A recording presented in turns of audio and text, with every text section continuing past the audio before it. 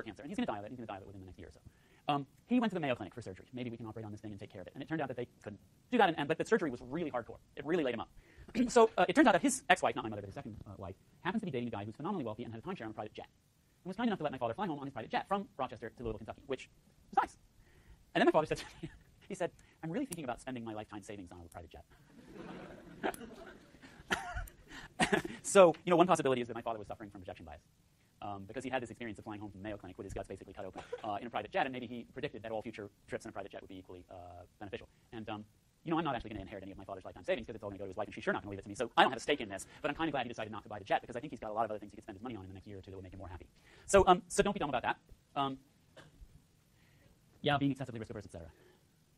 I think this is true, that it's easier to work around your biases than to overcome them, right? So use commitment devices whenever you can and be clever about it. There's two dimensions of sophistication if you really want to overcome your present bias. One is to know that you're present bias and that you always will be. The other is to come up with increasingly sophisticated ways of dealing with it, okay? The sky's the limit on crafting your own clever commitment devices. I have this thing, and this isn't about present bias, it's just about inattention and forgetfulness and general stupidity. I lose my keys all the time. No, sorry, not my keys. I lose lots of things. So, if I come with this, right, and I set it down somewhere, I don't know, like there, which of course would be a very foolish thing to do. Here's how to make sure you don't go home without it.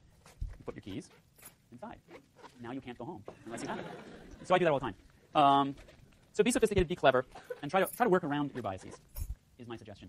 And this is just this is just a sort of a general thought. If part of you says that you'll have self-control in the future, and part of you says that you won't, go with the part that says you won't. Okay. And then I say, learn from wise people where happiness really comes from. Short-term payoffs that fade with time, shiny object bias, the BMW phenomenon. I don't think I cried when I talked to that guy, but I think if I talked to him now, I probably would. Habits that are worth forming and habits that are worth breaking. One of the things that I think is, this is why I did the gym experiment that I did, to look at whether or not people predict habit formation in physical exercise. If there are things that I could start doing now that after a period of time would wind up being habits, therefore either easier to do, less costly, or in fact more rewarding, right? You do physical exercise long enough and gradually it becomes more rewarding. You like doing it. You begin to get greater pleasure out of it. And I don't know that. I fail to predict that. I'm not going to make the investment.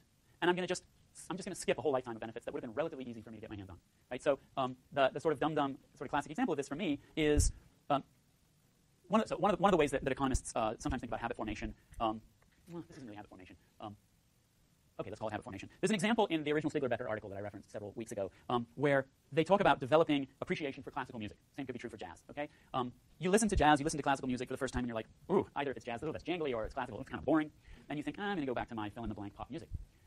What these guys, and I think this is not too controversial, it's the same with wine, and now weirdly it's becoming true of coffee and beer, that if you drink, let's not go into drinking a lot of beer. If you listen to classical music for enough time, you gradually gain greater ability to appreciate it. You could think of this as being similar to habit formation. Mathematically, it winds up being the same thing, which is the more you've done of this activity, the higher, the marginal utility of the thing goes up with past experience, right? So that's habit formation. So books versus TV, okay? If you think that reading is something that you gradually enjoy more the more that you do, because it becomes easier to read, because you gradually become more aware of the body of literature, and what you're reading now sort of is richer because you know what it's related to, and you think that this isn't true for television. Television is just this kind of, just squirt it into your veins kind of thing.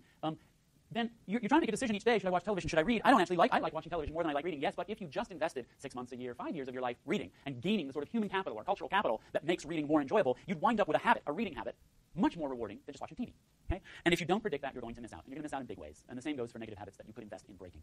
And by the way, if you don't floss every night, you should start flossing every night. And then the final thing I'll say about that is think things through and act rationally even when it goes against your instincts. This is a dummy little example, but I kind of like it. You rent a car. They're going to ask you whether or not you want to pay. Recently, I rented a car when I went to visit my father, and it was, do you want to buy this collision damage waiver? It's $9 a day. Okay, 3 days, $27. Someone had to calculate, what's 9 times 365? It's a big number, right? The implied annual premium for insuring this little VW Bug was into several $1,000s. Not worth it, right?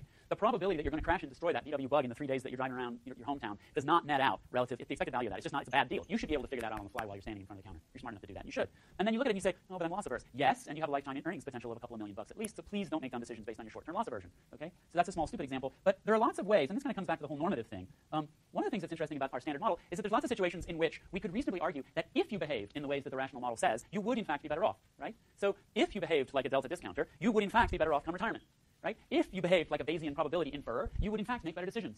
So whenever you can, sit down and actually do the math. Sit down and think to yourself, what is my budget constraint? What should my preferences look like? What would be sane preferences? What if I wasn't present biased? What would that look like? Think it through. And think like an economist. Here's a classic example. You all know about the sunk cost fallacy, right? Okay? You spend $20 on a ticket to a show. On the way to the show, you lose the ticket. Should you buy another ticket? Yes, you should buy another ticket. Okay? Because the fact that you lost the ticket does not make any difference to whether or not the show is worth $20. Okay? You say, oh my God, I spent $20. I'm not going to spend another $20. Well, if it was worth $20 the first time, it should be worth $20 the second time. Don't fall prey to the sunk cost fallacy. Similarly, this happened to me recently. I paid $60 for 2 tickets to go see one of my favorite folk trios. And then I was just tired the night of the show. It was raining and I was tired. So I didn't go. Why? Because I know better than get caught up in the sunk cost fallacy. The money's gone. What matters is the marginal cost of what comes next. I didn't feel like driving across the bridge. So I didn't go. You can talk yourself out of the sunk cost fallacy. You can talk yourself out of making present bias decisions. Even Andrew can do this. It's true. He didn't exhibit that today, but we know that he can. Okay. Now I'm going to give you some unsolicited career advice that has absolutely nothing to do with behavioral economics that I'm aware of. Okay. And now I'm editorializing heavily, but a few people have said they like this, so I'm going to say it again. You're a human being. I think I'm reasonably confident in saying that. That's not a matter of opinion. This is a matter of opinion. This is a very strongly held opinion. As such, you have an inescapable responsibility to think about the consequences of your actions. You are not, in fact, obliged to do so, but in my opinion, you have a moral and ethical obligation to do so. The desire to make a lot of money does not excuse you from this responsibility. The desire to make your boss happy does not excuse you from this responsibility.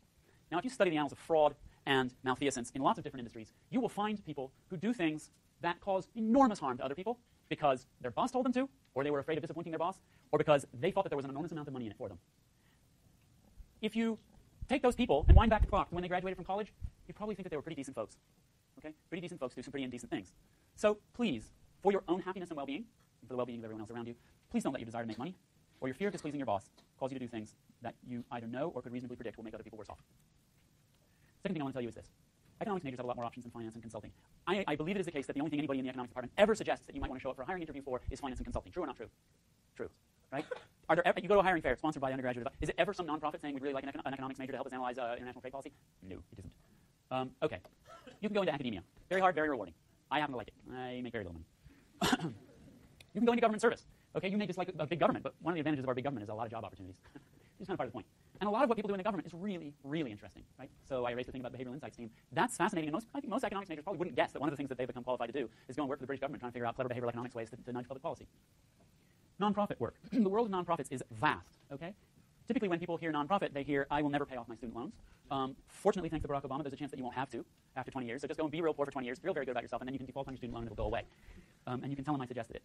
It's also the case that there's a decent amount of nonprofit work that pays reasonably well. My buddy Rick, I think when we talked about social comparisons, did I complain about my buddy from high school named Rick who has a travel budget that is 10 times mine and makes me feel bad about myself? He's worked in nonprofit all of his life. His entire career. He's never worked for a private firm. And then there's a lot of business other than finance and consulting. People do really interesting things in the business world, and you're an economics major. Somebody once asked me, so what can you do with a degree in economics? And I said, I don't know, whatever you want, rule the world. Sky's the limit. Really, you're getting a really powerful degree. All right. Here's the last thing I want to say. I have this little rubric, if you want, or simple guideline. And this has been my experience. And it's true of career satisfaction, but life satisfaction generally. Career satisfaction happens at the three-way intersection of these things. Things that you're good at, things that you love, and things that make the world a better place. Okay? There is inherent satisfaction in doing something that you're good at. There is inherent satisfaction in doing something that you love. And whether you've yet had this experience, I know that many of you have, some haven't, there's inherent satisfaction in doing something that makes the world a better place. My experience is that anytime I'm outside of that three-way intersection, there's something tugging on me. There's something that says, ooh, I want more, I need more. So I'll give you some examples from my own experience. It's over, Andrew. Can you see that? All right. So here's the things I'm good at. Okay? Here's the things I love. And here's the things that make the world a better place. And here's a little bit of my history. Okay? I spent some time in here, the intersection of things that I love and things that improve the world. And in particular, back when I was your age and a little bit older, I spent some time wanting to be and trying to become an organizer, a community organizer, like what Barack Obama was before he was elected to the Senate. He's just a community organizer. And I thought, man, I see some community organizers who make a huge difference in the world, and I love it. And I did a little, I did some internships when I was in college, and it was very exciting. And there was one big problem, which is I suck at it. Just terrible. And as a result, I found it extremely unsatisfying. Now, some of you know I have a somewhat contorted career history, which caused me to spend a decent amount of time here in the intersection of things that I love and things that I'm good at. I ran for 8 years after college. I ran a legal photocopy service, and I was essentially a professional photocopier with a few part-time employees. But on the weekends, I raced sailboats. And I loved it. And I was quite good at it. I wasn't good enough to go, well, if I had a little bit more upper body strength, I probably could have started moving up the food chain. I got to the point where I was sailing for a guy who had a $400,000 boat and a racing budget of $100,000 a year on top of the Formula One car he had, vintage Formula One car he raced. He'd gotten a golden handshake from some investment bank. And he was giving me these all-expense-paid week-long trips to Florida to race the crew on his sailboat. And this was very exciting. But it really didn't do anything to improve the world at all. And as a result, I always felt this feeling of like, what are we doing here? We're all like working for this guy. And, we're just, what are we doing? And we're getting lapped, and it's really hard. Now, this is an intersection that I haven't spent so much time. I get, if I'm not doing things I love, I get incredibly uncomfortable really quickly. I'm a very complaining, high-maintenance person. But in this category, there are a decent number of things that I have for sure the capacity to be very good at that could potentially improve the world. So my sister went to law school because she wanted to be a civil rights lawyer. And she was good at it, and for sure it had the potential to improve the world. And I've been told many times, you'd make a great lawyer. And you could make a difference in the world. And I don't hate lawyers. You know all the jokes about lawyers, right? What do you call 100 lawyers at the bottom of the ocean? A good start. I've been told over and over again, and I think law is interesting. I've taken a class in the public policy school on legal analysis, and it's really interesting. But there's a problem, which is that I don't enjoy it. I really don't enjoy it. So that's no good. If you're thinking about going into finance, you should ask yourself, just in 5 minutes. No, that's wrong. what should you do? You need to get some information on what it's like to work in the field of finance, and then you need to spend 5 minutes asking yourself, am I going to enjoy that? Because if you don't enjoy it, you're going to regret going and making a ton of money doing something you don't enjoy. So this is the place to be. You've got to have all 3 of these things if you want to have real career satisfaction. Also, by the way, you have to work for someone who's not a jerk. That's for real. If you work for someone who's a jerk, you're never going to be happy. It doesn't matter how close to the center of this intersection you get. That's for real. Seriously. You work for a jerk, quit the next day. So here I am. I hope. I feel like I wound up getting here. And it's not easy to get there. That's me now. Hi, Mom. Me now. It's not easy. I spent almost all of my 30s in graduate school, and I lost a lot of sleep. But I have these things. I do something. No, just shut up about this. I do something I think I'm reasonably good at. I love it. If you don't believe me, you're not paying attention. I claim it improves the world. I claim that there's at least a chance that I've sent some of you out in the world more likely to do something good or feel good than if you hadn't taken my class. And I'm even more confident of that when I'm teaching people how to do public policy analysis over in policy school. This doesn't just come naturally, right? It takes, whoops, oh dear, whatever. It takes time. It takes introspection. It takes a willingness to try things out. Nobody gets to this intersection except through some trial and error. Very few people know what this intersection is for them before they've tried a few things out. So give yourself time to explore, be patient, and know that there is wisdom inside of you that you can access if you're willing to be patient and pay attention. Okay? Really important stuff. And if you forget absolutely everything I've said to you all semester, please remember this. All right, I'm done, and it's been a wonderful semester. Thank you very much.